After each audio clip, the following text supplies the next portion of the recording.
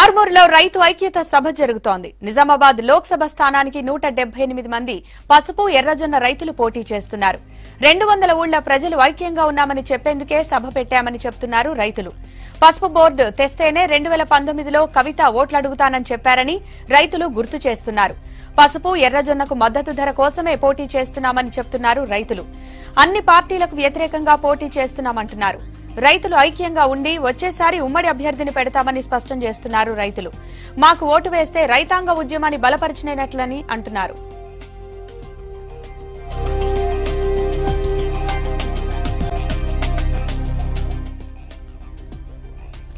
ఆర్మూర్ రైతు ఐక్యత సభలో రైతులు మాట్లాడుతున్నారు. లైవ్ చూద్దాం.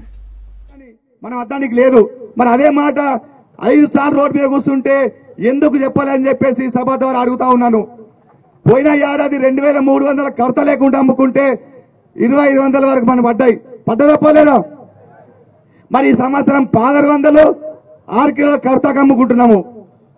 మరి బోనస్ 1600 ఇస్తావా, 2300 ఇస్తావా, మరి 200 ఇస్తావా, 500 ఇస్తావా, 1000 ఇస్తావా చెప్పట్లేదు. చెప్పింది ఎక్కడన్నా?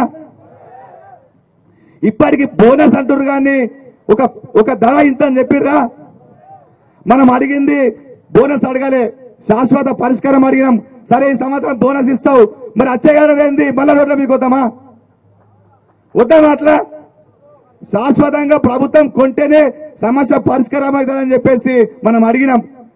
ఇది మనము నామినేషన్ వేయడం వల్ల దేశం మొత్తం కూడా మన వైపే ఆలోచించి మాట్లాడే పరిస్థితికి వచ్చింది. అన్ని పార్టీలు కూడా నెలల పసుపోటు వేస్తాము, జొన్నలు కొంటామని చెప్పేసి మాట్లాడుతూ ఉన్నారు. ఇది మన విజయం. 178 మంది నామినేషన్ వేస్తేనే ప్రభుత్వ యంత్రాంగం అంతా కదిలింది అంటే రేపు రైతులంతా ఒక్కటైతే ఎట్లా ఉంటుందో ఒకసారి ఆలోచించండి. ఎట్లా ఉంటుంది? చాలా గ్రామాలు, దాదాపు 200 పైన గ్రామాలు నామినేషన్లు వేయకుండా అడ్డుకున్నప్పటికీ కూడా కొన్ని గ్రామాలే 178 నామినేషన్లు వేస్తేనే ఇంత కదిలినటువంటి ప్రభుత్వం రేపు మన ఐక్యత ఉంటే కూడా కదిలి వస్తాయనేది విషయాన్ని అందరు గుర్తుంచుకోవాలని చెప్తా ఉన్నాను. చాలా మాట్లాడిర్రు రాజకీయ నాయకులు, ముఖ్యంగా అధికార పార్టీ వాళ్ళు చాలా మాట్లాడిర్రు. ఇదంతా ఎవరు ముసుగులో చేయిస్తుర్రు, వీళ్ళంతా రైతులే గారు. స్వయంగా ఇద్దరు మాట్లాడిర్రు బాధ్యత గల వ్యక్తులు. ముఖ్యమంత్రి గారు అసెంబ్లీలో మాట్లాడిర్రు.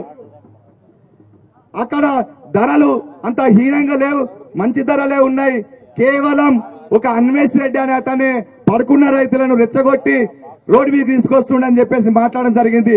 నిజంగా అన్నలు అక్కలు ఒకసారి చెప్పండి, ధరలు ఉన్నాయా?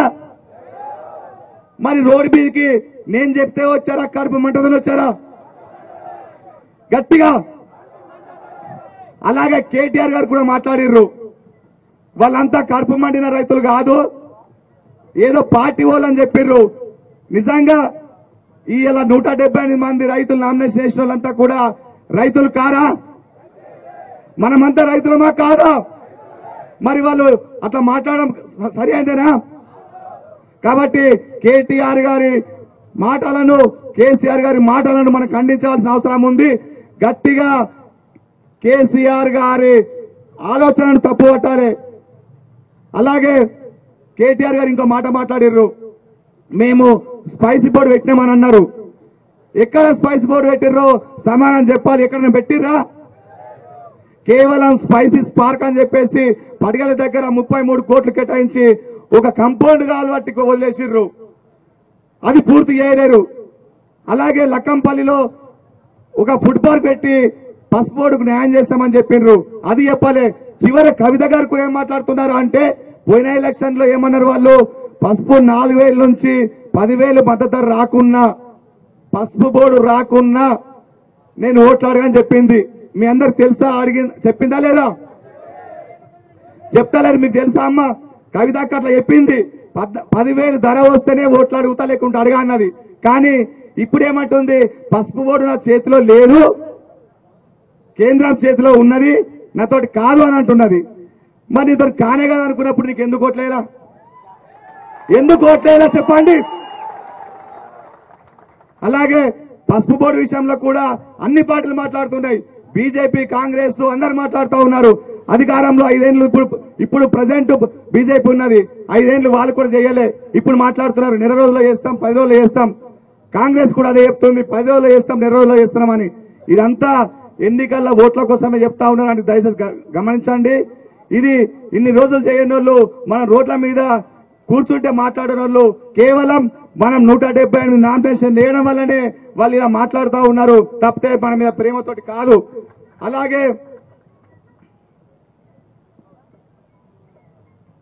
ఏదైతే మనం ఈ సభ యొక్క ముఖ్య ఉద్దేశం ఏంటంటే నామినేషన్లు వేసుకున్నాము, వేసిన తర్వాత మరి ఇది ఎట్లా నామినేషన్ వేయని గ్రామాలు కూడా ఉన్నాయి, మరి వీళ్ళందరూ ఒకతాటికి తీసుకురావాలి, అందరూ పార్టీలకు అతీతంగా ఒకటి కావాల్సిన అవసరం ఉందని చెప్పేస్తే ప్రతి ఊర్లలో తిరిగి మీ అందరు ఒక వేదిక మీదకి తీసుకురావడం జరిగింది.